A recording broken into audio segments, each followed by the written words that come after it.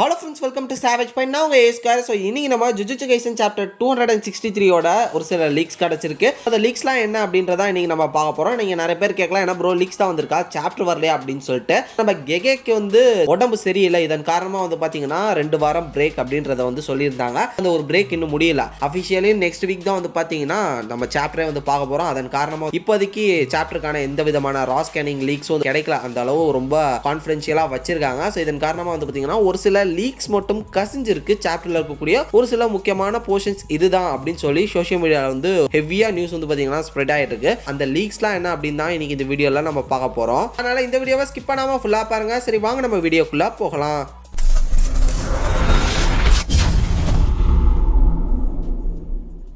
First of all, last chapter பார்த்தீங்கன்னா ஒரு chapter அப்படின்ற மாதிரியே நம்ம கன்சிடர் பண்ணிக்க முடியாது. பிகாஸ் அது ஒரு ஸ்னீக் பீக் அப்படின்ற மாதிரி வச்சுக்கலாம். ஜஸ்ட் ஒரு 6 or 7 பேஜஸ் வச்சு மட்டுமே கவர் பண்ணியிருப்பாங்க. அதில் அவ்வளோ பெரிய டீட்டெயில்டான சீக்வன்ஸ் எதுவும் இல்லை. டொமைனுக்குள்ள பார்த்தீங்கன்னா இவங்க 2 பேரும் இப்போ மாட்டிட்டு இருக்காங்க. யார் சீக்கிரமாக டொமைனை பிரேக் பண்ணுறாங்க, யாரோட டொமைனை அப்படின்றத பேஸ் பண்ணி தான் அந்த ஒரு பேட்டிலே இருக்க போகுது அப்படின்றத அந்த ஒரு 6 பேஜஸ்ல கன்ஃபார்ம் பண்ணியிருக்காங்க.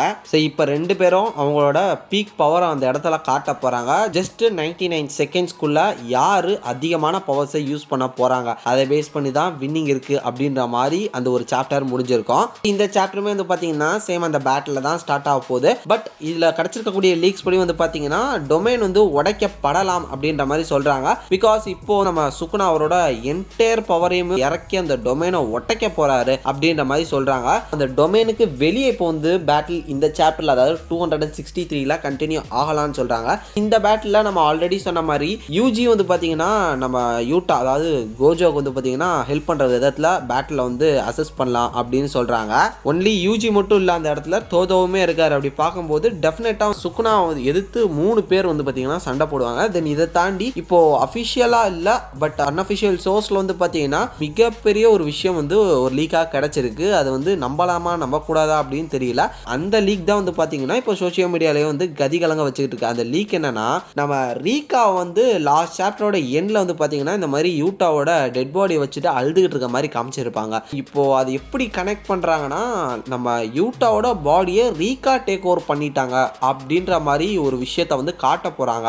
இந்த சாப்டர்ல பாத்தீங்கன்னா யூட்டாவோட டெட் பாடியில ரீகா ப்ரோசஸ் பண்ணி ஸோ ஒரு புது காம்பினேஷன்ல அவங்க வர போறாங்க அப்படின்ற மாதிரி சொல்றாங்க. ஆல்ரெடி லாஸ்ட் ப்ரெடிக்ஷன் வீடியோல நம்ம ஒரு விஷயத்த சொல்லியிருந்தோம். நம்ம சுகுனா பாத்தீங்கன்னா மொஹராகா இறக்க போறாரு. ஆப்போசிட்ல ரீகாவே பாத்தீங்கன்னா நம்ம கோஜோக்கு அசிஸ்ட் பண்ற விதத்துல வர போறாங்க. அப்படி பார்க்கும்போது இங்க ஒரு பேட்டில் பயங்கரமா போகுது அப்படின்றத நம்ம லாஸ்ட் வீடியோல ப்ரெடிக்ட் பண்ணியிருந்தோம். பட் இந்த தடவை ரீகா பாத்தீங்கன்னா அவங்க எப்பயும் வரக்கூடிய அந்த ஃபார்ம்ல இல்லாம யூட்டாவோட டெட் பாடியோட மெர்ஜ் ஆகி ஒரு புது காம்பினேஷன்ல நம்ம ரீகா வரதுக்கான வாய்ப்பு இருக்கு. ஒரு நியூ ஃபார்ம் ஆஃப் ரீகாவை நம்ம மேபி பார்க்கலாம். இந்த லீக் கிடைச்சிருக்கிறது உண்மையா அபிஷியலா மாறுச்சுன்னா கண்டிப்பா ரீகாவை நம்ம அந்த மாதிரியான ஒரு ஃபார்ம்ல பார்ப்போம். இந்த லீக்ஸ் எல்லாம் கேட்டோன்னே ஃபேன்ஸ்லாம் பாத்தீங்கன்னா அவங்களே இந்த மாதிரி ஃபேன் ஆர்ட்லாம் ரெடி பண்ண ஸ்டார்ட் பண்ணிட்டாங்க. நம்ம யூட்டாவோட மண்டையை மட்டும் தூக்கிட்டு ரீகாவோட மண்டையெல்லாம் வச்சு நிறைய ஃபேன் ஆர்ட்ஸ்லாம் பார்த்தீங்கன்னா சோஷியல் மீடியாவில் இப்போவே பார்க்க முடியுது. அப்படி பார்க்கும்போது டெஃபினட்டாக இது நடக்கும் அப்படின்றத நம்மளால கிளியராக இப்போதைக்கு சொல்ல முடியாது. பட் இப்படி ஒரு டாக் போயிட்டு இருக்கு. கண்டிப்பாக சாப்டர் வரும்போது வெயிட் பண்ணி பார்ப்போம் இந்த ஒரு விஷயம் நடக்குதா இல்லையா அப்படின்றத.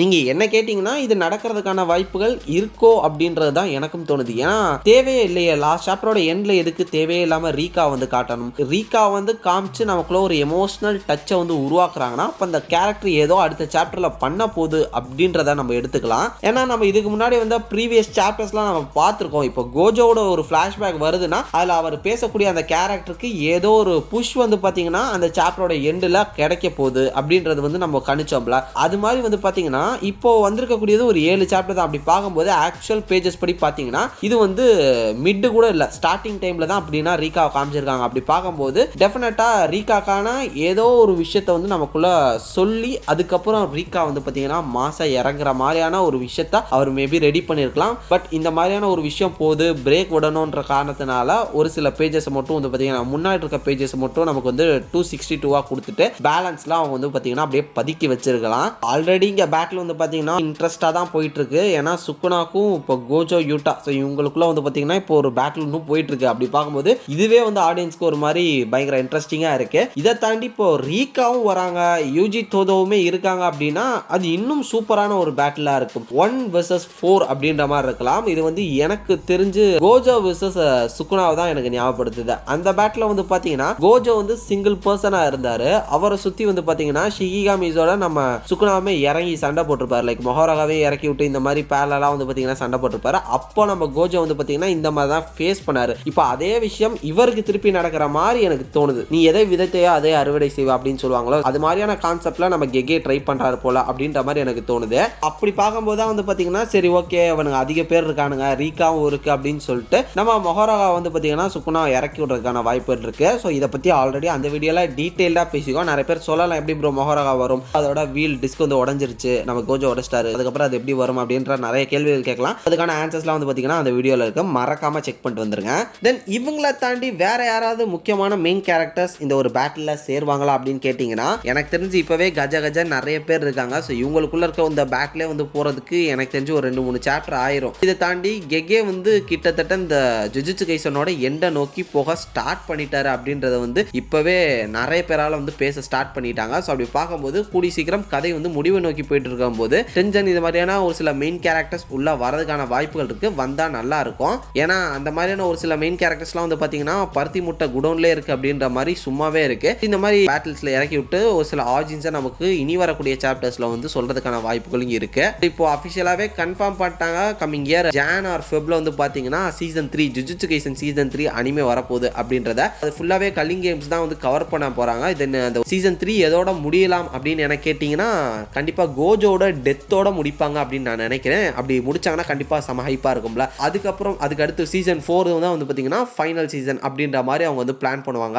நம்ம கோஜோ இறந்ததுக்கு அப்புறம் ஒரு 40 இல்லை ஒரு 50 சாப்டர் வந்து பார்த்தீங்கன்னா இவங்க ஃபிக்ஸ் பண்ணியிருக்கலாம் பிளானிங் படி. ஏன் ஒரு 60 சாப்டர் வந்து பார்த்தீங்கன்னா இவங்க ஃபிக்ஸ் பண்ணால் கூட இன்னும் ஒரு சீசனுக்கு இவங்களுக்கு கிடைக்கிறதுக்கான வாய்ப்புகள் இருக்குது. ஸோ அதை நோக்கி தான் கெகேவும் போயிட்டு இருக்காரு அப்படின்னு நான் நம்புறேன். ஸோ ஓவராலாக இப்போ ஜுஜுட்சு கைசனை பேஸ் பண்ணி கிடைச்சிருக்கக்கூடிய ரூமர்ஸ் அண்ட் லீக்ஸ்ன்றது வந்து இதுதான். பிகாஸ் அந்த ஒரு பிரேக்குன்ற ஒரு விஷயம் வந்து பார்த்தீங்கன்னா ரொம்ப அதிகம். 2 வார பிரேக் விட்டுருக்காங்க. ஸோ இதன் காரணமாக வந்து பார்த்தீங்கன்னா இப்போதைக்கு ஜுஜுட்சு கைசனை பற்றினா எந்த வித விஷயமும் வந்து நமக்கு சோஷியல் மீடியாவில் தெரியல. ரொம்ப ட்ரையாக தான் இருக்குது. அடுத்த வாரம் தான் வந்து பார்த்தீங்கன்னா மறுபடியும் வந்து ஃபயரே ஸ்டார்ட் ஆக போகுது. கண்டிப்பாக அடுத்த வாரம் இதை பற்றி நிறைய பேசலாம், டீட்டெயிலாக பேசலாம். ஸோ இதே மாதிரி தொடர்ந்து நிறைய இன்ட்ரெஸ்டிங்கான வீடியோஸ் பார்க்குறதுக்கு மறக்காம நம்ம சேவேஜ் பஞ்ச் சேனலை சப்ஸ்கிரைப் பண்ணி அந்த பெல் ஐக்கானை ப்ரெஸ் பண்ணிக்கங்க.